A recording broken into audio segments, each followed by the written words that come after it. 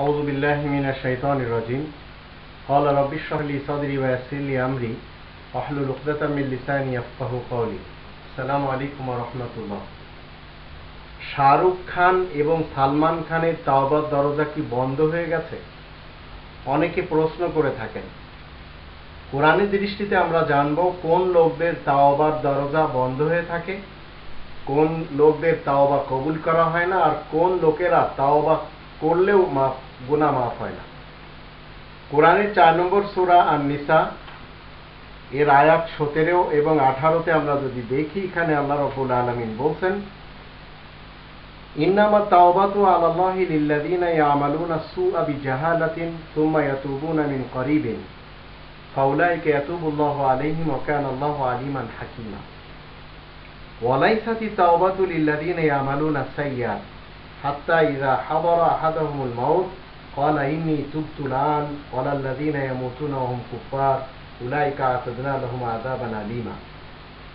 তবে যারা না জেনে কোনো অপকর্ম করে আর সঙ্গে সঙ্গে সেই জন্য তওবা করে, আল্লাহ তাদের তওবা কবুল করেন, তাদেরকে মাফ করেন। আল্লাহ সবকিছু জানেন, তিনি মহান কুশলী। একজন মানুষ না জেনে কোনো অপকর্ম যদি করে, তারপরে যখন সে জানতে পারে এটা অপকর্ম, সেখান থেকে যদি ফেরত আসে আর একবার না করার জন্য, তাহলে তার তাওবা আল্লাহ কবুল করবেন। তাওবার অর্থ হলো ফেরত আসা। যখন আপনি জানলেন এই কাজটি গুনাহের কাজ, আর সেখান থেকে যখন আপনি ফেরত আসবেন, তখন আল্লাহ আপনার সেটা মাফ করে দেবেন। আরেক শ্রেণীর লোক রয়েছে যারা অতি চালাক এবং তাদের ভিতরে শয়তানি সিফাত আর ইবলিসি ওয়াসওয়াসা থাকে, বিধায় তাদের তওবা কবুল করা হয় না। সে ব্যাপারটি নিয়ে এর পরের আয়াতে আল্লাহ বলছেন, কিন্তু যারা সমানে অপকর্ম করতে থাকে, এমনকি মৃত্যু যখন ঘনিয়ে আসে তখনই বলে এখন আমি তওবা করছি, আল্লাহ বলছেন এদের মৃত্যু হয় কাফেরই মৃত্যু। এরা কাফের অবস্থায় মারা যায়, তাদের তওবা কোনো কাজে আসে না, তাদের জন্য তো কঠিন যন্ত্রণাদায়ক শাস্তি তৈরি করা হয়েছে। তো ইসলাম শুধু শাহরুখ খান এবং সালমান খানের জন্য না, সকলের জন্য।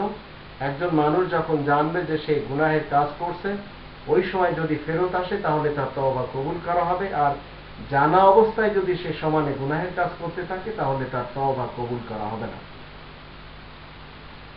24 নম্বর সূরা আন-নূরের 19 নম্বর আয়াতে আল্লাহ বলেন, ইন্নাল্লাযীনা ইউহিব্বুনা আন তাশিয়াল ফাহিশাতু ফিল্লাযীনা আমানু লাহুম আযাবুন আলীম ফিদ দুনিয়া ওয়াল আখিরাহ। আল্লাহ বলেন যে যারা মুসলিম সমাজে অশ্লীলতাকে প্রয়োগ দিবে, তাদের জন্য এই পৃথিবীতে শাস্তি রয়েছে এবং পরকালে তাদের জন্য ভয়ানক শাস্তি রয়েছে।